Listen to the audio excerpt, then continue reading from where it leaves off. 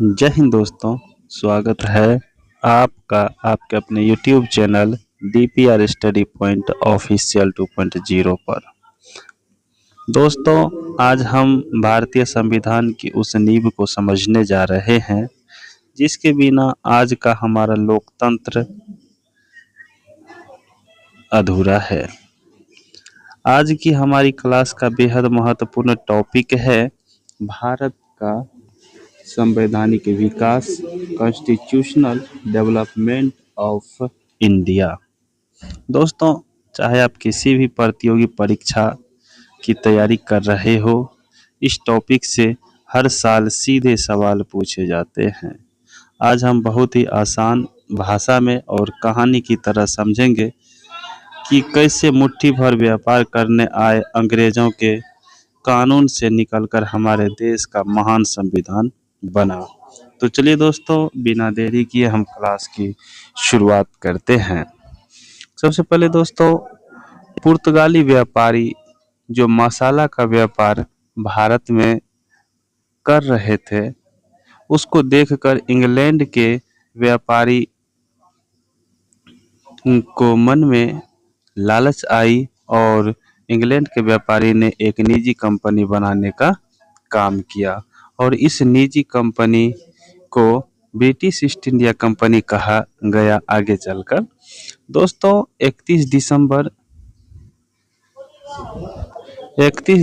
1600 ईस्वी को ब्रिटेन की महारानी एलिजाबेथ प्रथम ने इस कंपनी को एक शाही चार्टर या उसे बोलते हैं अधिकार पत्र दिया।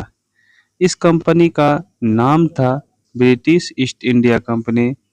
ठीक है दोस्तों, ब्रिटिश ईस्ट इंडिया कंपनी यह अधिकार दिया गया ब्रिटिश ईस्ट इंडिया कंपनी को यह अधिकार दिया गया कि इंग्लैंड के पूर्वी देश में 15 साल तक व्यापार करने का अधिकार दिया गया। दोस्तों, जो इंग्लैंड के पूर्वी देश थे जिसमें भारत सम्मिलित थे दोस्तों, उसमें 15 साल तक क्या किया गया, एकाधिकार दिया गया। दोस्तों, ब्रिटेन की कोई कंपनी अब वहां व्यापार नहीं कर सकती थी। केवल कौन कर सकती थी? ब्रिटिश ईस्ट इंडिया कंपनी, जो दोस्तों निजी कंपनी बनाया गया था। दोस्तों, 1608 ईस्वी में कैप्टन विलियम हॉकिंस भारत पहुंचते हैं। भारत के सूरत बंदरगाह पर आगमन हुई किसका? कैप्टन विलियम हॉकिंस का। विलियम हॉकिंस को सूरत में अस्थायी फैक्ट्री खोलने का जो अधिकार था वह नहीं मिल पाया था। दोस्तों, फिर 1615 ईस्वी में ब्रिटेन के राजा जेम्स प्रथम ने सर थॉमस रो को अपना राजदूत बनाकर जहांगीर के दरबार में भेजा। दोस्तों, सर थॉमस रो जो थे वो बहुत ही कूटनीतिज्ञ था। वह 3 साल तक भारत में रहा और अंततः जहांगीर से पूरे मुगल साम्राज्य में फैक्ट्री खोलने और व्यापार करने का शाही फरमान हासिल करने में कामयाब रहा। दोस्तों, बात आगे बढ़ती गई। मुगल बादशाह से अनुमति लेकर ब्रिटिश ईस्ट इंडिया कंपनी व्यापार करना तो प्रारंभ कर दिया, लेकिन धीरे धीरे कंपनी अपने व्यापार को पूरे भारत में फैलाने का काम किया। दोस्तों, जब 1707 ईस्वी में मुगल बादशाह औरंगजेब की मृत्यु होती है दोस्तों, मृत्यु होने से भारत में जो राजनीतिक अस्थिरता था वह व्याप्त हो गई और इसी का फायदा उठाते ही ब्रिटिश ईस्ट इंडिया कंपनी ने भारत में राजनीतिक हस्तक्षेप करना प्रारंभ कर दिया। जैसे ही औरंगजेब की मृत्यु 1707 ईस्वी में होती है, कोई अच्छा शासन प्रशासन करने वाला नहीं रहा। दोस्तों, इसी का फायदा उठाते हुए ब्रिटिश ईस्ट इंडिया कंपनी जो था वह राजनीतिक हस्तक्षेप करना प्रारंभ कर दिया। जब 1757 ईस्वी में प्लासी की लड़ाई होती है दोस्तों, प्लासी की लड़ाई में ब्रिटिश ईस्ट इंडिया कंपनी के नेतृत्व कर रहे थे रॉबर्ट क्लाइव, और बंगाल के नवाब जो थे, ब्रिटिश ईस्ट इंडिया कंपनी और बंगाल के नवाब के बीच ये लड़ाई हुई, जिसमें बंगाल के नवाब के नेतृत्व कर रहे थे सिराजुद्दौला। इस 1757 ईस्वी की प्लासी की लड़ाई में ब्रिटिश ईस्ट इंडिया कंपनी की जीत होती है दोस्तों, और बंगाल के जो नवाब थे सिराजुद्दौला, उसकी हार होती है। फिर दोस्तों हार होने के बाद यहाँ पर जो है ब्रिटिश ईस्ट इंडिया जो कंपनी थी, इसके मनोबल दोस्तों, मनोबल तो बढ़ गया, मनोबल बढ़ा। फिर 1764 ईस्वी में बक्सर की लड़ाई होती है दोस्तों।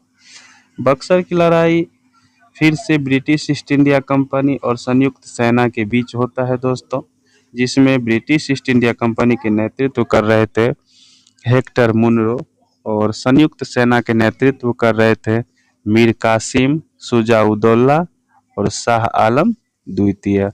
दोस्तों फिर यहाँ पर जीत ब्रिटिश ईस्ट इंडिया कंपनी के नेतृत्व कर रहे हेक्टर मुनरो, उसकी जीत हो जाती है और संयुक्त सेना की हार हो जाती है। फिर दोस्तों 1764 ईस्वी में जब बक्सर की लड़ाई हुई और वहाँ पर फिर ब्रिटिश ईस्ट इंडिया कंपनी की जीत हो जाती है, तो 1765 ईस्वी में इलाहाबाद की संधि होती है दोस्तों, और इलाहाबाद की संधि में ब्रिटिश ईस्ट इंडिया कंपनी को बिहार, बंगाल और उड़ीसा के क्षेत्र में कर वसूलने का अधिकार प्राप्त हो गया।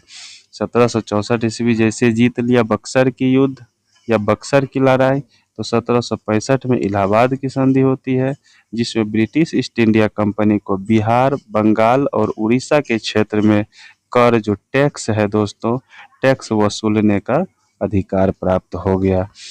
ऐसे 1771 आते आते दोस्तों British East India Company Bengal के क्षेत्र में जो टैक्सेशन की काम करती थी, अब वह निजामती अधिकार या शासन प्रशासन करने का भी अधिकार उसको मिल गया था 1771 आते आते। ठीक है दोस्तों, ब्रिटिश ईस्ट इंडिया कंपनी जो एक व्यापारिक कंपनी थी, 1771 आते आते दोस्तों यह एक राजनैतिक कंपनी बन गई थी। फिर क्या हुआ दोस्तों, ब्रिटिश ईस्ट इंडिया कंपनी जो एक व्यापारिक कंपनी थी, राजनीतिक कंपनी बन गई 1771 ईस्वी आते आते।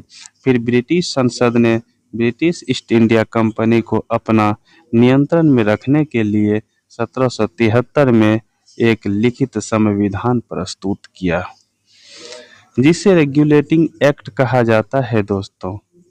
जिसे क्या कहा जाता है? रेगुलेटिंग एक्ट कहा जाता है।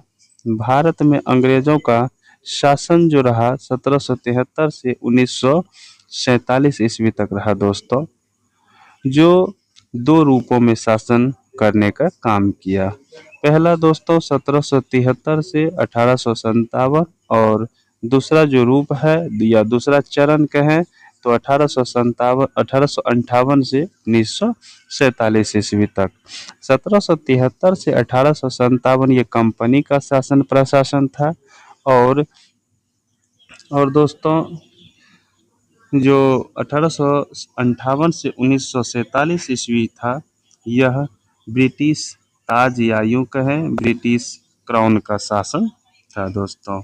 1773 से 1857 जो कंपनी का शासन था, और 1858 से 1947 तक ये ब्रिटिश क्राउन का शासन रहा। अब दोस्तों हम क्या करेंगे, अब ये जो 1773 से 1857 है, हम इसको एक एक करके पढ़ेंगे दोस्तों। तो दोस्तों यह था भारत के संवैधानिक विकास का एक बेसिक स्ट्रक्चर। अगली क्लास में हम इन सभी एक्ट जो है 1773 से 1857 या 1947 ईस्वी तक एक एक करके पूरी डिटेल में पढ़ेंगे, जहां से सीधे आपके एग्जाम में प्रश्न बनते हैं। अगर आज की क्लास आपको अच्छी लगी हो, चीज़ें समझ में आई हो, तो वीडियो को लाइक ज़रूर कीजिएगा और अपने सभी दोस्तों के साथ शेयर करना मत भूलिएगा दोस्तों। और हाँ, अगर आप चैनल पर नए आए हैं तो DPR स्टडी पॉइंट ऑफिशियल 2.0 को अभी सब्सक्राइब कर लीजिए, ताकि शत्रुघ्न सर की कोई भी क्लास आपसे मिस ना हो। तो ठीक है दोस्तों, मिलते हैं अगली क्लास में। तब तक के लिए पढ़ते रहिए और आगे बढ़ते रहिए। जय हिंद, जय बिहार।